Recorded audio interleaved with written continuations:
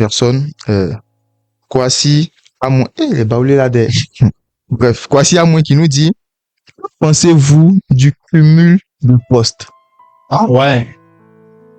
Ça, c'est une question. Vraiment, c'est une question. Oui, c'est une question. C'est une très belle question. Bienvenue dans la Tribune du droit, le podcast qui éclaire la société à la lumière du droit. Vous avez dit Kwasi Amoué. Kwasi Amoué. Kwasi Amoué, tu as posé une très très belle question. Voilà, c'est une très belle question. Vous savez, le président de la République est président de la République de Côte d'Ivoire. Et comme il a dit lors de sa campagne, il est le président de tous les Ivoiriens. D'accord. Question, quelle est la fonction du président de la République? Il est président de la Côte d'Ivoire. Terminé. C'est fini. Pas plus, pas moins. Voilà. Donc, tu es maire, tu es député, tu es ministre, tu es enseignant, tu es enseignant, chercheur. Bon, il faut permettre à d'autres personnes de manger. De pas manger, de faire valoir leurs compétences. D'accord. Et de montrer les capacités à travailler pour la population ivoirienne. C'est vrai que tu es surcompétencié, si je peux emprunter ce mot que je viens de créer. Tu es ministre. Tu dois exercer une fonction. Tu dois l'accomplir dans l'art et bien l'accomplir pour la population. En même temps, tu es député. Tu dois être à l'Assemblée nationale. Tu dois voter des lois, venir expliquer à la population. Dans ce même temps que tu es maire, tu dois évaluer les politiques publiques. Voilà notre problème. C'est que il y a trop de fonctions accumulées. Toi seul, tu ne peux pas tout le faire en même temps. Voilà pourquoi il faut qu'il y ait au moins ce détachement-là entre députés et maire, entre maire et ministre, entre ministre et député. Voilà. Ce qui va permettre à plusieurs personnes de travailler et de faire valoir leurs compétences. Monsieur, il y a une jeune fille qui m'a fait part de sa situation, dont je vous raconte en temps réel. Elle m'a dit que elle était avec un jeune homme. Oui. Et elle est tombée enceinte de ce dernier-là. Le monsieur n'a pas reconnu la grossesse. Du coup, c'est vraiment dommage. Vous êtes méchants quand même, hein, les garçons là. Bref. Donc, quelque temps après, disons 2 ans, l'enfant est né, elle s'est occupée de l'enfant. Du coup, à la naissance, l'enfant a porté, elle, son nom. Mais c'est avéré que le monsieur revient, il est revenu pour demander à ce que l'enfant puisse porter lui son nom. C'est-à-dire que c'est maintenant lui vient faire la reconnaissance. L'enfant puisse porter son nom. Elle dit, tous les membres de sa famille n'étaient pas d'accord, y compris elle-même. Parce qu'ils ont vu ça un peu comme une foutaise. Mais c'est avéré que la loi a donné gain de cause au monsieur. Sous prétexte que l'article 3 de la loi relative au nom nous disait, je paraphrase, que si la reconnaissance a été faite en second lieu, c'est-à-dire que si c'est après que le monsieur revient pour demander à ce que l'enfant puisse porter son nom, c'est-à-dire que pour reconnaître l'enfant comme son enfant, son nom est ajouté à celui de la mère.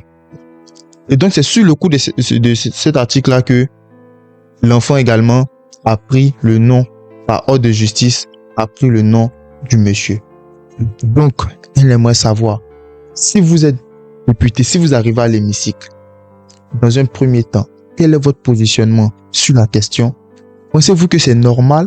Et si vous arrivez à l'hémicycle, est-ce que vous allez porter soit une modification à cette loi-là, ou vous allez peut-être la supprimer? La balle est dans votre camp. Ok, elle s'appelle comment déjà? C'était quel nom? C'est Gwessé Marie. C'est chez nous, les Yacouba là-bas. Ah, ok. Mais je compatis vraiment à la situation qui lui est arrivée. Et il faut dire, avant de parler de la loi, vous savez, il faut enseigner le sens de la responsabilité. Wow. Voilà. Masterclass. Pourquoi je le dis? Parce que la jeunesse n'est pas la responsabilité. La vieillesse n'est pas la responsabilité. Il reconnaît en lui-même que c'est son enfant. Seulement qu'il a eu peur d'affronter la réalité, la vérité, les faits. Donc il s'est retiré. Mais après l'introspection qui l'a animé, il a fait retour à la charge pour dire non, je veux au minimum avoir mon nom sur l'extrait de naissance de l'enfant. D'où la déclaration officielle de reconnaissance de l'enfant. Tout à fait. Et cette ordonnance prise en 2019 l'a bien indiqué à l'article 3. Mais la loi est la loi. Et nul au-dessus de la loi. C'est que les parents ne veulent pas, la fille elle-même ne voulant pas, mais c'est le père de l'enfant. Donc moi, ce que je peux lui dire, c'est que quel don, bon, la loi l'a déjà fait, puisque actuellement peut-être que son nom est sur l'enfant. Cette loi, je vois pas le problème de la loi. Pourquoi modifier cette loi? Voilà. Il faut enseigner le sens de la responsabilité aux jeunes, aux personnes, à toute personne en fait. Voilà, parce que quand tu es responsable, tu analyses tes pas et tu es conscient de ce que tu fais, en bien comme en mal. Oui, mais ne pensez-vous pas que quelque part il faut peut-être tenir compte des efforts que la dame a fait, a consenti, tout ce qu'elle a dû endurer, les insultes, parce qu'on connaît en Afrique ici, quand monsieur, ou bien quand le père de l'enfant en question, dont vous dites que c'est lui qui est le père, dit qu'il n'est pas le père, ça complique les choses. Oui. Ça complique les choses. La façon dont on vous voit au niveau de la famille, dans le quartier, ça change. Oui. Mais le monsieur, parce que c'est écrit noir sur blanc, viendra nous dire qu'il veut que c'est son enfant. C'est maintenant il est prêt à reconnaître l'enfant, que l'enfant doit porter son nom. Est-ce qu'on ne doit pas peut-être tenir compte quelque part de la souffrance de la jeune dame? C'est une réalité. Mais vous savez, il y a un adage qui dit, seul, on va vite, ensemble, on va plus loin. D'accord. Vous savez, l'homme n'est pas éternel. L'homme n'est pas éternel. C'est vrai qu'elle a subi des dommages que je compatis toujours. Mais peut-être ce monsieur qui est venu peut quelque part un jour l'aider, peut permettre à ce que l'enfant arrive quelque part. D'accord. Dans le cheminement, voilà pourquoi le juriste ne se fiche pas sur la colère d'une personne, mais sur la loi. Pourquoi? Parce que tu peux te fâcher, les parents peuvent se fâcher. Un jour, tu peux être sûr devant des situations et lui peut venir te sauver. Tout à fait. Il n'est pas là, il est revenu. Gloire à Dieu. Tu lui donnes la possibilité d'avoir le nom. Tu te réconcilies avec lui, si possible même. Mariez-vous, c'est ce que je vous souhaite. Oui, c'est pour permettre, parce que vous savez, la société, c'est le socle de plusieurs familles qui constituent la société en droit. Tout à fait. Voilà. Donc, quand on parle de société, il doit y avoir plusieurs familles. Et lorsque chaque famille arrive à bien mener la responsabilité au sein de cette famille des enfants est bien partagée et tout, je pense que cela peut permettre aux uns aux autres de reconnaître ce qu'ils font. Sinon, surtout la loi donne la possibilité à la dame de donner son consentement. Voilà, si elle veut, elle le fait pas. Si elle veut le faire, ça le consentement. Mais moi, je pense qu'elle doit le faire. Parce que c'est important que l'enfant grandisse avec son père et sa mère. Qui connaît ses origines. Qui connaît ses origines, ça participe à l'évolution de l'enfant. Tout à fait. Voilà, il faut garder les bonnes mœurs. Nous sommes des Africains. D'accord. Je pense que madame ou bien mademoiselle Kwesi, vous avez eu votre réponse de la part de monsieur Assine Chou. Monsieur, il y a un autre, et cette fois-ci, c'est la question d'un étudiant publiciste en droit public. Donc, vous savez que qui dit public, qui dit droit public fait ressortir quelque part la Constitution qui nous dit comment interprétez-vous l'article 84 de la Constitution ivoirienne qui dit, je cite, les fonctions de membres de gouvernement sont incompatibles à l'exercice de tout emploi public et toute activité professionnelle.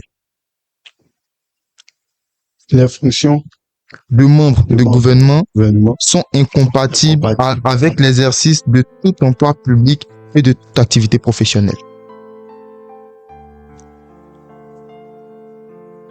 Mais l'interprétation est simple. On dit, si tu es ministre, il y a des fonctions que tu ne peux pas exercer. C'est toutes ces fonctions qui ont été énumérées. C'est tout, il n'y a pas de problème dedans. Quel genre de fonction aussi? Parce que ça, c'est important de rappeler à la population. Oui. Quel genre de fonction la personne qui est membre du gouvernement ne veut pas exercer? Parce qu'aujourd'hui, sans toucher à la vie professionnelle des personnes, il est du gouvernement, mais quelque part, il occupe un autre poste. Par exemple. Disons que souvent, on s'aperçoit un ministre qui concourt aussi aux législatives, un ministre qui est maire, par exemple. Est-ce que ça, c'est encadré par cette constitution-là? Et on dit une fonction Publique, oui, et activité et professionnelle. activité professionnelle. Vous savez, le ministre candidat élu à l'Assemblée nationale et ensuite nommé en tant que ministre ne peut plus siéger à l'Assemblée nationale. C'est son suppléant qui va siéger. Donc, il n'occupe pas la fonction. Mais C'est compliqué. il est déjà ministre. Il a déjà Et il se présente aux législatives. Est-ce que ça tombe pas sur le coup de... Nous, actuellement, nous avons une élection en octobre. Donc, c'est un ministre sortant. Le président de la République prête serment le 8 décembre. D'accord. Formation le 8 décembre 2025. Et lorsqu'il va finir de prêter serment, il aura un nouveau gouvernement qui sera mis en place. Voilà. S'il est ministre, là, ça pose un problème. Voilà pourquoi tu peux être ministre et tu peux occuper un autre poste. Et à la suite, on te demande, en tant que ministre, et ce poste-là, tu dois choisir un poste pour pouvoir l'exercer. Et si la personne ne respecte pas cela, c'est anticonstitutionnel. Mais on a connu des ministres, des maires, et qui étaient également qui étaient ministres et qui étaient également députés. Si vous avez connu, c'est que c'est anticonstitutionnel. Non, ne me regardez pas. Dites à la caméra, vous allez les parler là-bas. Connu. Donc, je dis c'est anticonstitutionnel. Tous, vous savez, la loi donne des limites et des interdits. La loi dit, on ne prend pas la tasse pour la déplacer. Celui qui prend la tasse pour la déplacer, comme une infraction. Et voire même la Constitution, qui est la norme fondamentale, c'est-à-dire c'est l'extrait de naissance de la Côte d'Ivoire, qui est la Constitution. C'est elle qui érige la Côte d'Ivoire. Donc c'est anticonstitutionnel. D'accord. Donc le maire, bon, celui qui est déjà ministre peut pas devenir maire. L'article 84 a été clair, je pense. Quand on dit les fonctions de membre de gouvernement sont incompatibles avec l'exercice de tout emploi public et de toute activité professionnelle. Emploi public et toute activité professionnelle. Emploi public et toute activité professionnelle. Tout temps. Emploi. Merci. On dit emploi. On dit emploi public. Emploi public, c'est tout. Tu es directeur, par exemple, du port, c'est emploi public. Le maire, là, il est élu. Le législateur, qui est le député, il est élu. Voilà. Donc, on dit emploi, il faut chercher la définition, qu'est-ce qui rentre et qu'est-ce qui ne rentre pas à l'intérieur. Faut pas faire l'amalgame, que c'est des pilogues, c'est des choses. D'accord. Mais, et activité professionnelle, là? On entend quoi par activité professionnelle? C'est la question qu'il faut se poser. Vous de me le dire. Activité professionnelle. Oui. Bon, je pense que, le ministre est ministre. Et il y a des activités dont il ne fait pas. Tu ne peux pas être député, être directeur d'une entreprise. D'accord. Ah, d'accord. Voilà, c'est écrit dans la loi. Tu ne peux pas être député, donc on appelle le code électoral. Tu ne peux pas être député et être directeur d'une entreprise. Tu ne peux pas être député et occuper cette fonction. Maintenant, si la loi limite les fonctions, qu'il y a d'autres fonctions que la loi n'a pas indiquées, c'est que le député peut le faire, c'est que le ministre peut le faire. Parce que est faisable tout ce qui n'est pas inscrit dans la loi et tout ce qui n'est pas interdit dans la loi. Et tout ça. D'accord. Je pense qu'on a une autre réponse à cette question-là. Ça, c'est une question que vraiment j'adore. Et j'aimerais tellement entendre votre positionnement à ce sujet-là. On nous dit, la loi ivoirienne ne sanctionne pas l'homosexualité, mais interdit le mariage homosexuel. Pensez-vous qu'il faut une loi sur la question? Ok. Bon, on dit déjà la loi ivoirienne ne sanctionne pas l'homosexualité, mais interdit le mariage homosexuel. Ok. C'est toujours sur la même question de l'orientation sexuelle qui refait surface. Mhm. Vous savez, nous avons, comme j'avais dit auparavant, nous avons une histoire. Mhm. Cette histoire-là est rattachée à nos origines. D'accord. Voilà. Il n'y a pas de mariage d'homosexuel en Côte d'Ivoire. Mhm. Et maintenant, quelqu'un vient interpréter pour dire, il n'y a pas de mariage, mais ce n'est pas interdit. Mhm. Le législateur ne peut pas, comme on appelle, forcément détailler tout. Mhm. Ça sera du trop. Mhm.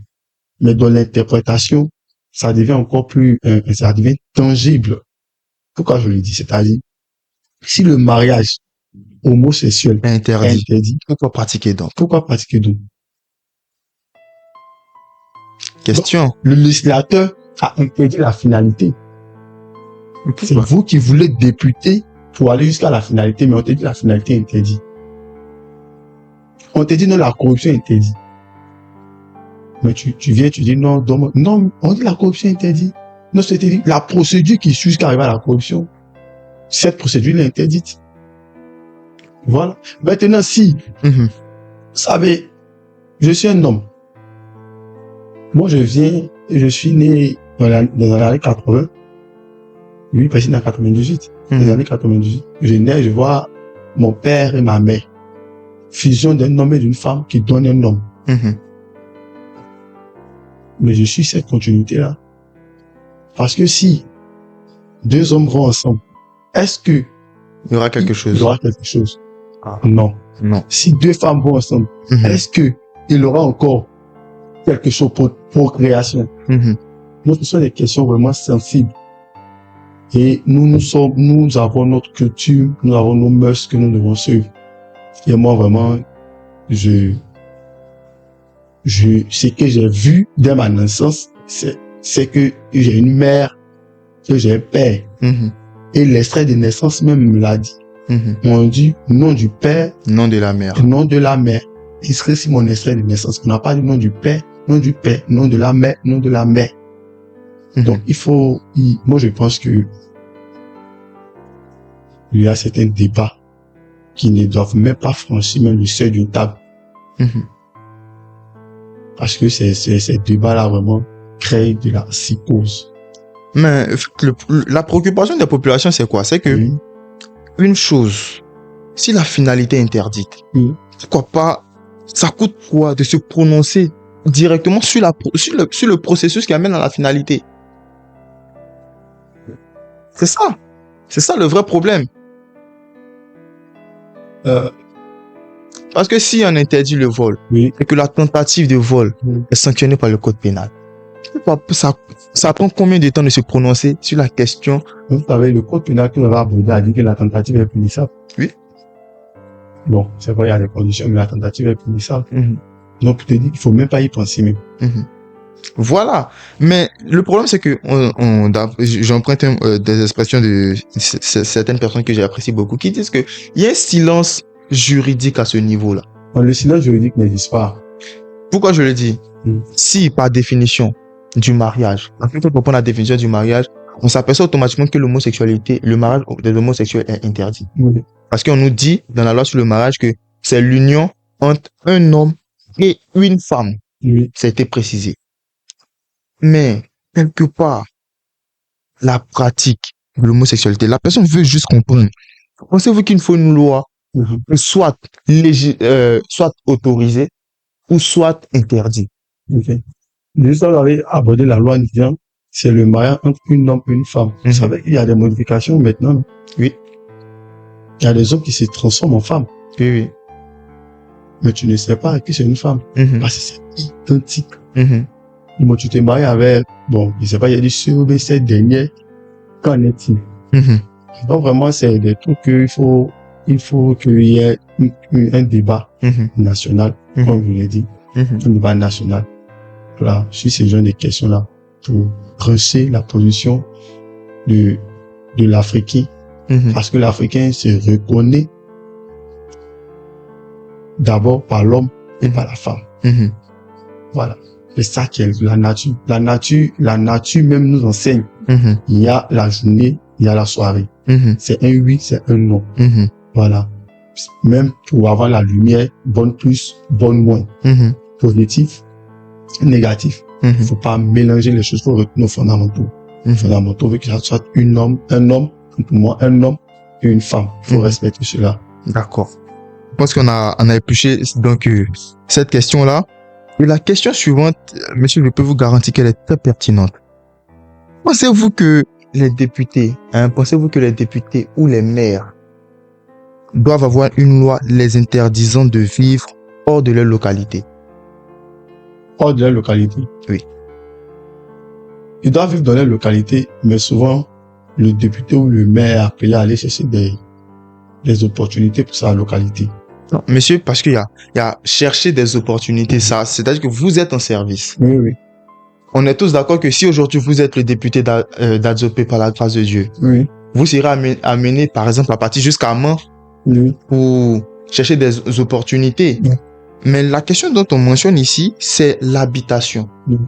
Aujourd'hui, il y a de fortes chances que les députés, par exemple, je prends un village comme ça, une circonscription comme ça, le député de Poumoin-Chaman, exemple, le député, par exemple, le député d'Adzopé, lui, vit quotidiennement à Cocody.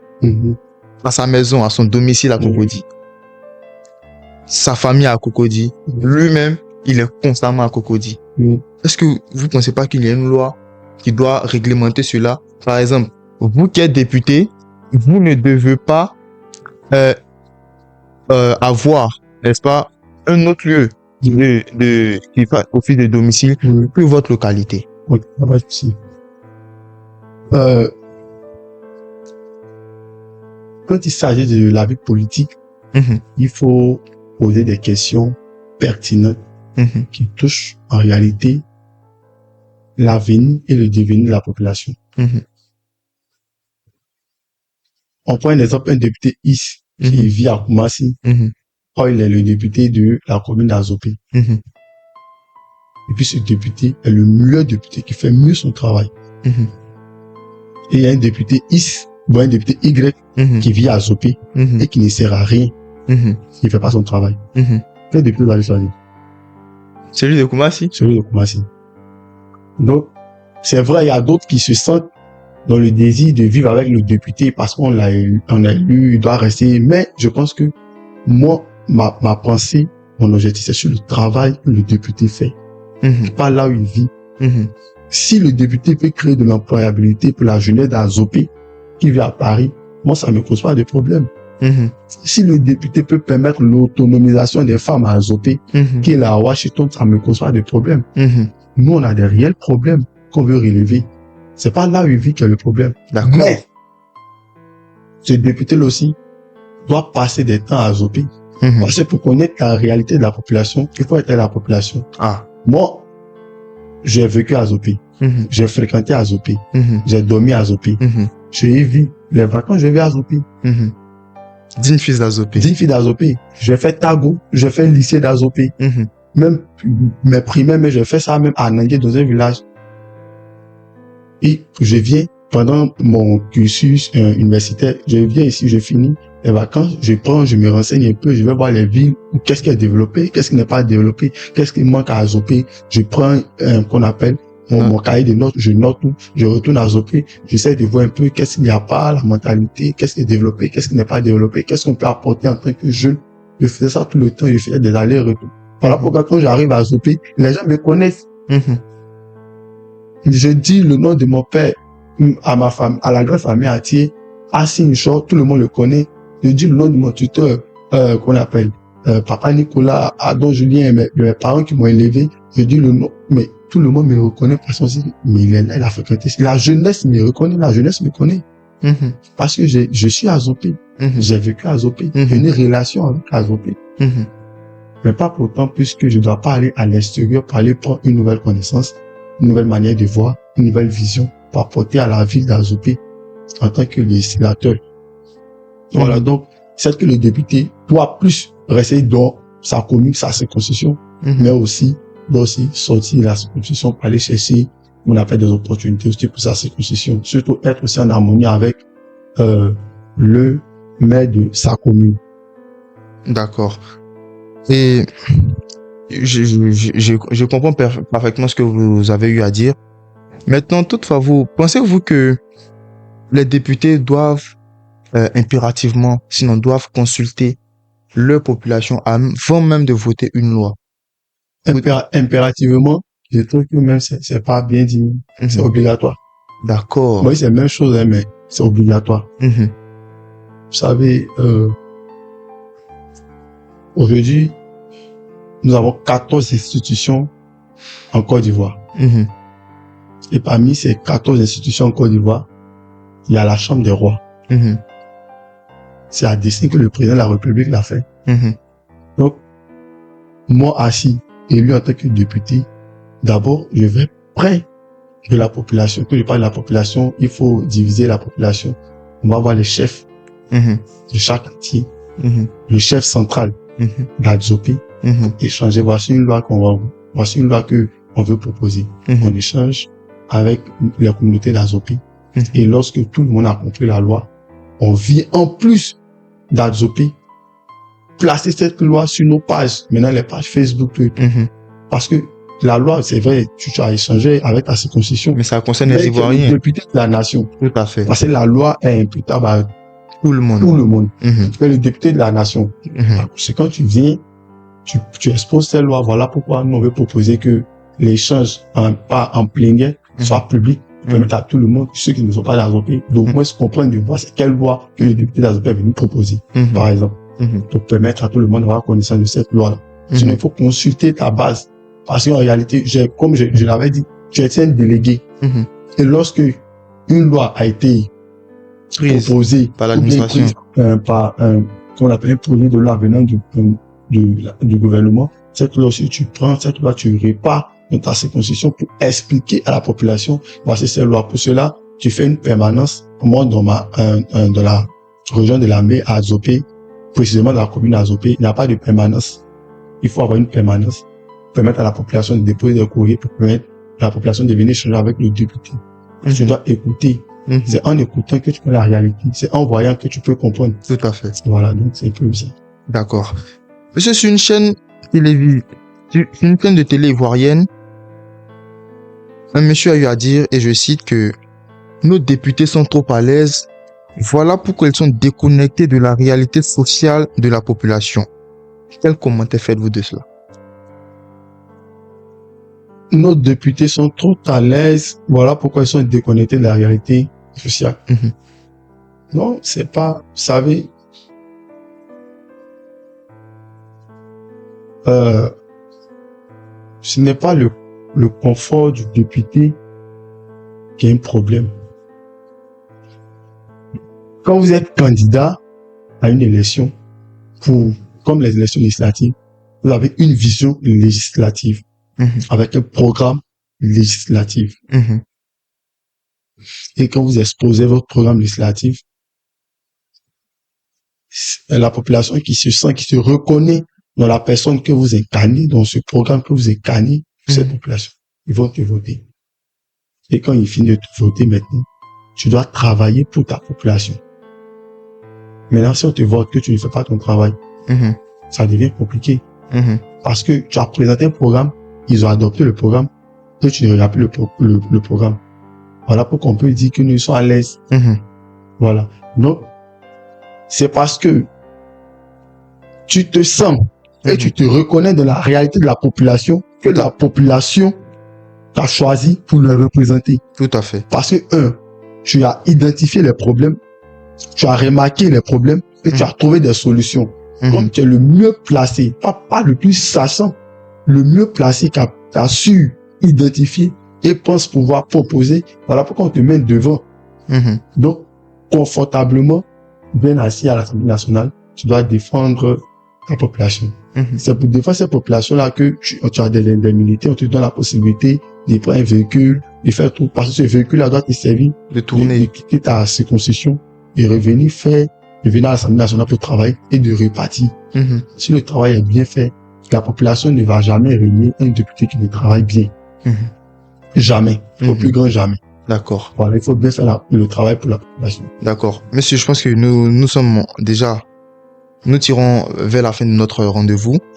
Et selon vous, actuellement, quand vous analysez le contexte du développement ivoirien au regard ici de différentes lois, pensez-vous que, sinon, quelles sont les lois actuelles qui freinent le développement selon vous?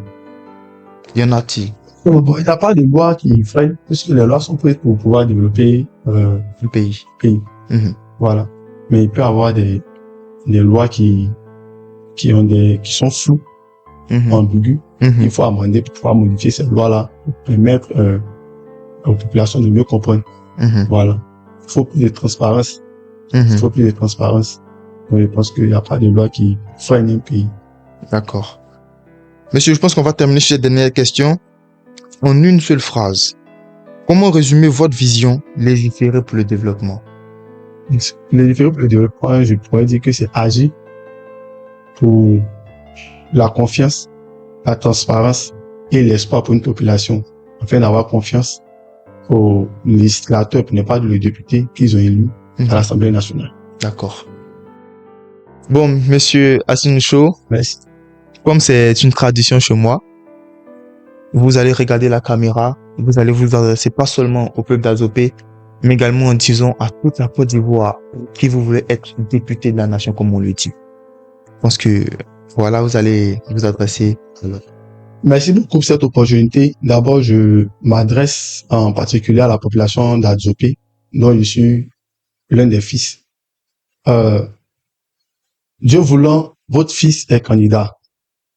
Et il a une vision et un programme législatif pour vous.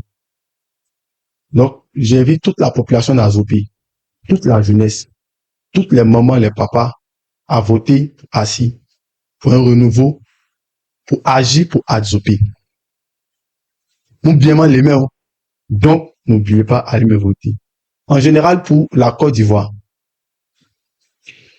je lance cet appel à tous les Ivoiriens. La politique, c'est l'affaire de tous et de toutes. Donnez la possibilité à ces jeunes qui sont candidats pour les élections législatives de faire valoir leurs connaissances, leur savoir-faire pour leur circonscription. Je vous remercie. Hâte, c'est agir pour la confiance, la transparence et l'espoir pour une population qui se veut être développée. Merci beaucoup. Mesdames et messieurs, à toutes les personnes qui nous ont suivis de partout, vous êtes à la fin de notre rendez-vous du jour. Vous étiez donc en compagnie de Dusham Diomandé dans la tribune du droit, là où la justice sort des tribunaux pour s'immiscer dans la vie quotidienne. Je rappelle que notre thème du jour, c'était légiférer pour le développement.